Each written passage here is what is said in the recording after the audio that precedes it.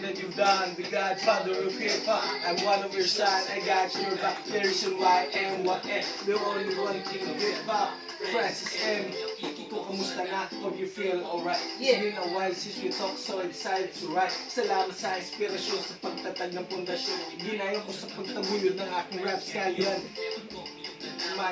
Marami na akong natanggap na karangalan at sa aking tahanan nagkalat ang plakito aking tanging kayamanan. Mga kababayan na minori ko nung bata, that track is great. I got it, no tech, ikaw ang idolo mula pagkabata. Adi sa basketball no second year, switch career, ako'y naging makata. Nangarap na sundan ang yapak ng alamat. We gotta face reality whether we like it or not. Ang hip-hop ay manghihinang ngunit sa iyong gabay. Ulit ang hip-hop sa Pinas mag-iingay. Dear Kuya, salamat sa inspirasyon sa pagtatag na pundasyon ng hip-hop mula noon hanggang ngayon. Philippine rap is ala, sama-sama tayong lalaban. Hip-hop will survive. I just wanna thank you for everything that you've done. The godfather of hip-hop, I'm one of your son. I got your back, the reason why I am what I am, the one and only king of hip-hop, Francis M. Carmelo, ikaw ang unang nagsabi, kaya mo yan. Congratulations, man, you know it, daddy. Salamat sa as video until this day. I can't believe I have a video that Francis and made. Ikaw sinabi mo, ikaw bahala at niliwanagan ako. Ano yun? Pinagbago ngayon, baka ako'y di na sumikat, nagtatago ngayon. Nag-opening act, kinausap mo ko sa base, you stated the fact na kaya mong bumang kahit na ilang laga pa. Tama ka, ngayon nag-1 awards back to back. Ay wag nang bamagit ng pangalan sa mga awitin ko. Nagalit, babanggit pa ako ng pangalan. Francis M. the King, last na to. Dear Kuya, salamat sa inspirasyon ng pagtatag na pundasyon ng hip-hop mula noon hanggang ngayon. Philippine rap is ala, sama-sama tayong nalaban. Hip-hop will survive. I just wanna thank you for everything that you've done. The godfather of hip-hop, I'm one of your son. I got your back, the reason why I am what I am, the one and only king of hip-hop, Francis M. Nag-guest ka sa Spolarium, it was underground legend, better than triple platinum. Sabi mo, you can still be hip-hop even if you live with Frank Sinatra. Maging kagaya mong sikat na rap artist na tagtad ng tato, pero sapat ba ito? Never. Not clever. Ulit ako. Yeah. Maghahabol tayo, and you're the point. Parang noon pag nagbabasketball tayo. Sabi ko nila, walang problema, may basbas ka ni Kiko. Ang hip-hop, I am ready. Kuya, it's my turn to say this Francis M. Pwede. Salamat sa inspirasyon sa pagtatag ng pundasyon ng hip-hop mula noon hanggang ngayon. Philippine rap is alive, sama-sama tayong nalaban. Hip-hop will survive. I just want to thank you for everything that you've done. The godfather of hip-hop, I'm one of your sons. You're back to the reason why I am what I am, the one and only king of hip-hop, Francis M. Thank you, Kuya Kiko. Okay, Kuya Rap Music, Francis M. Dai. Sabay ako yan, hindi ako makasabay dyan. Yung mga, hindi ako makasabay niya. Ay, hindi. Hindi makasabay ako, yung alam ko din kamay.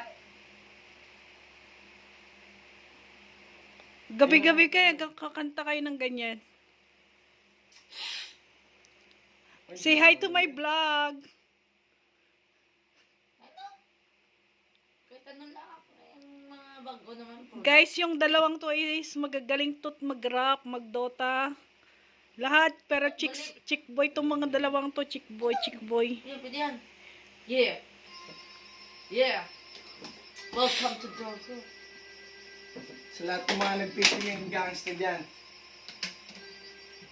huwag kayong magpiling-piling gangster. Right. Buhay ng gangsta.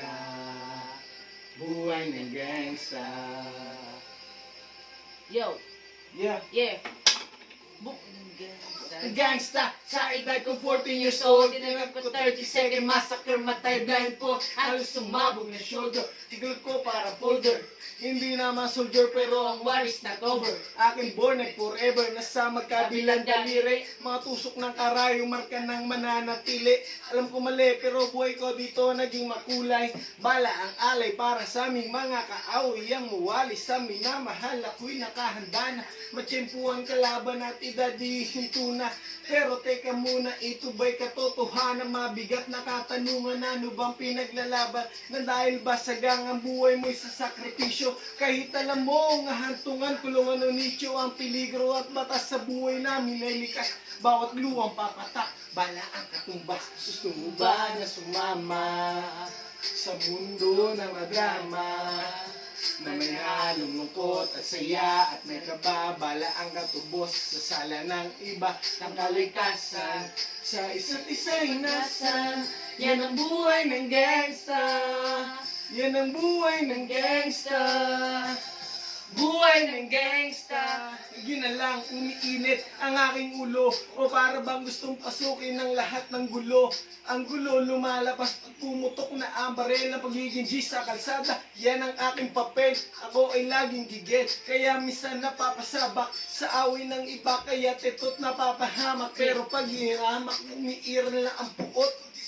Tutuba na lang sa isang putok. Ito na ba ang sagot para masabi lang na G, hindi ko to pinili. Pero bakit nagsisisi at tulad ko? Paano kukunin mo na ako? Sino na lang titingin sa mga maiiwan ko? Kaya't nagsusumamo. Pakinggan aking dalangin, ang tamang daan ay ituro mo sa akin ng aking pang makita pagbukang liwayway.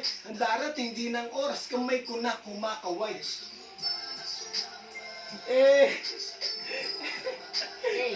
Nawabalik yung mga rap skills natin dyan. Meron pa yan. Ang kalikasan. Yan ang buhay ng gangsta. OG Secret, shout out.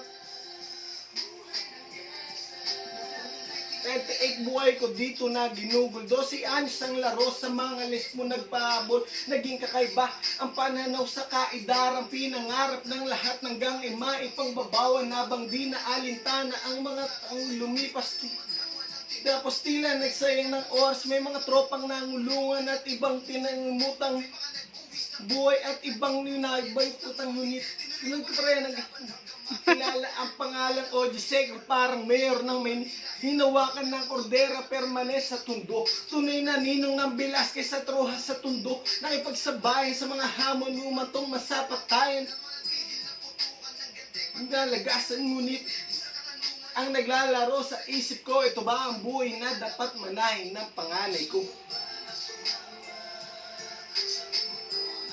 South. Lulungkot at saya at may kababala ang katubos. Tama na? End ko na?